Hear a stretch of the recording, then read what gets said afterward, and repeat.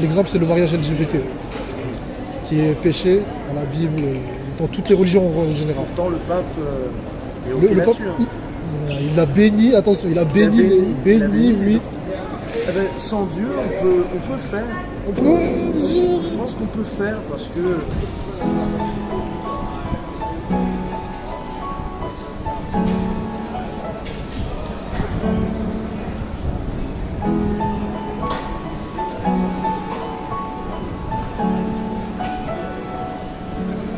Ça va? ça va très bien. Ça va très bien et tout. Dis-moi, est-ce que... Bon, là on fait la vidéo un peu rapide et tout. C'est parce qu'il y a du bruit et tout. En fait, on était en train, je dis pour les abonnés, on était en train de discuter de débattre sur l'existence de Dieu. Moi, j'étais un peu de mon avis là-dessus. Je pense, personnellement, je crois pas en Dieu.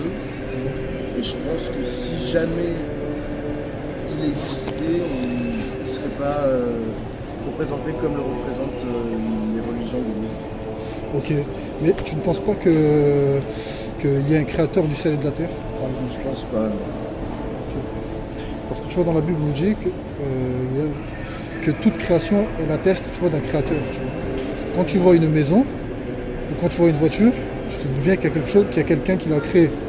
Et c'est pareil pour le terre et la ciel. Quand tu vois tout ça, est-ce que tu te dis que quelqu'un l'a créé? Ou quelque chose plutôt. Je me dis que tout le monde a un peu une lecture différente de cette histoire de création, parce qu'il va y avoir les religions animistes, il va y avoir C'est-à-dire la mère nature, tout ça. Il y a plein de réponses à cette question-là de pourquoi on est, pourquoi est-ce que l'univers existe, pourquoi est-ce que tout ça. Et quelle est ta réponse? Personnellement, je pense que c'est un enchaînement de circonstances qui se produit sur des millions d'années. On a des connaissances sur l'univers maintenant qui nous montrent que le Big Bang, en fait, ça n'a pas été dans un claquement de doigts, que c'est un enchaînement de pression, dépression dans l'espace. Donc toi, tu crois au hasard? Je dirais pas au hasard, je dirais... C'est ça, là, de croire en la science, dire que c'est du hasard. Je pense que Donc ça me mènera à la deuxième question. Vu que l'univers a été créé au hasard, quel est notre but de la vie sur Terre? Pourquoi on est là? Alors là, c'est une question qui est philosophique presque, parce qu'il y a plusieurs réponses à cette question. Un existentialiste, il va te dire, ton but dans la vie, c'est de donner un but à toi-même. Ça va être de te donner un rêve, de te donner un objectif de vie, quelque chose du genre. Un nihiliste, il va te dire, la vie n'a pas de sens. Après, personnellement... Toi, personnellement, tu es quoi? Tu es un nihiliste? Je pense que je dirais plutôt que les gens devraient aspirer à créer quelque chose, à s'adonner à une pratique, je sais pas, l'art, le travail. Ok. Donc tu penses que ça, on m'a déjà donné ça. C'est que tu penses que le but de la vie, c'est trouver un sens à ta vie. Et si tu n'arrives pas à trouver dans tous les cas, même si tu essaies de chercher, tu ne trouves pas. Qu'est-ce que tu donnerais comme conseil? Et je dirais que déjà la recherche, c'est en quelque sorte un cheminement qui est presque noble, parce que il y a cette volonté de potentiellement faire quelque chose. Après, un conseil pour les gens qui sont en recherche de sens, la culture, c'est quelque chose qui est important, je pense. Désolé, c'est la gare.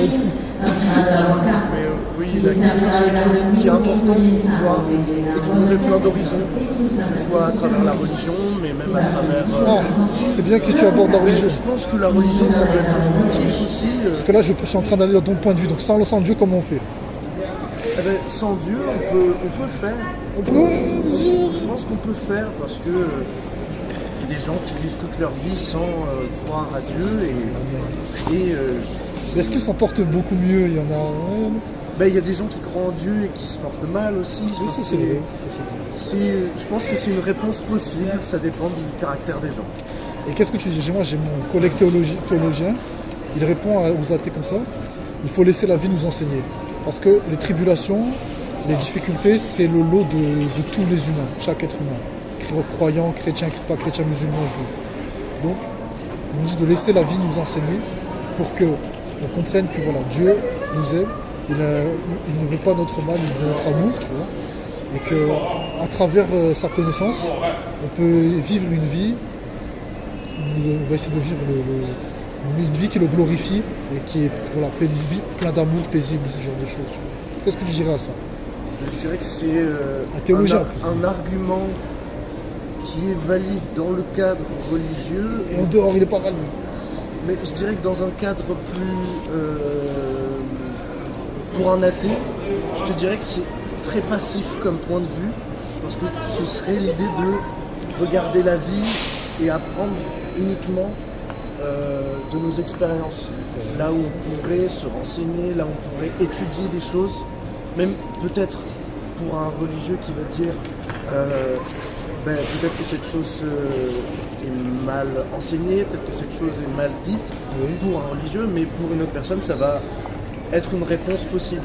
Donc je dirais que c'est un argument qui se vaut dans un cadre religieux, dans un autre cadre, je dirais que c'est pas ça. Il te convaincrait, ça ne te convainc pas tout ça. Okay. Parce que justement les règles et les décrets que Dieu nous donne, en tout cas tu vois, dans les livres, la Bible, ces choses, on croit que c'est pour notre bien. Et justement, c'est pour ça qu'il te dit laisser la vie t'enseigner. Par exemple, l'un des commandements, ça peut être de voler, mentir, ce genre de choses. Quand tu voles ou quand tu mens, on est d'accord que... Est-ce que c'est bon pour nous ou c'est mauvais pour nous?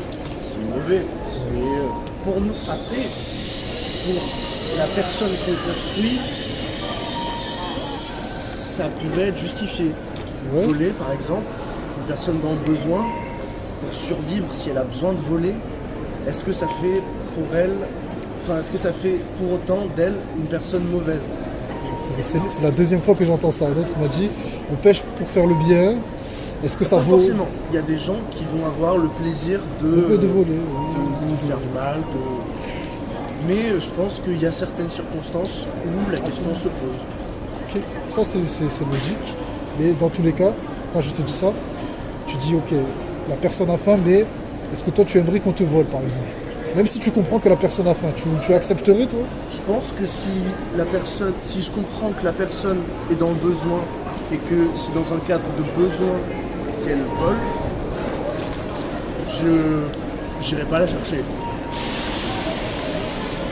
Je ne vais pas aller demander à quelqu'un qui est déjà désireux.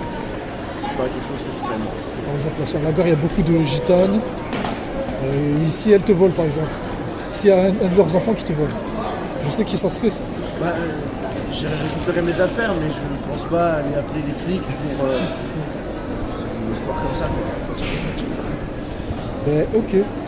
Mais est-ce que ça amène au point numéro 1, même si on a bloqué au numéro 1 sur le créateur, mais est-ce que du coup, est-ce que tu es d'accord avec la notion de péché en général? Qui est de casser, la définition c'est de casser le commandement de Dieu. Casser un commandement de Dieu. Je dirais que le péché est vaste et complexe et que je pense qu'un péché ne sera pas forcément celui de son... Un péché pour une personne ne sera pas forcément le même que pour une autre, religieux ou pas religieux, en général. Parce que par exemple... voilà, ça me ramène au numéro 3. Au numéro 3, qu'est-ce qui définit le bien et le mal? Sinon Dieu, en dehors de Dieu, justement. Qu'est-ce qui définit le bien et le mal? Je dirais... Est-ce que tu allais y arriver? Je dirais la société. La société définit le bien et le mal dans le cadre... Alors, je te stoppe là. Si la société, elle autorise... L'exemple, c'est le mariage LGBT, qui est péché dans la Bible, dans toutes les religions en général. Pourtant, le pape est OK là-dessus.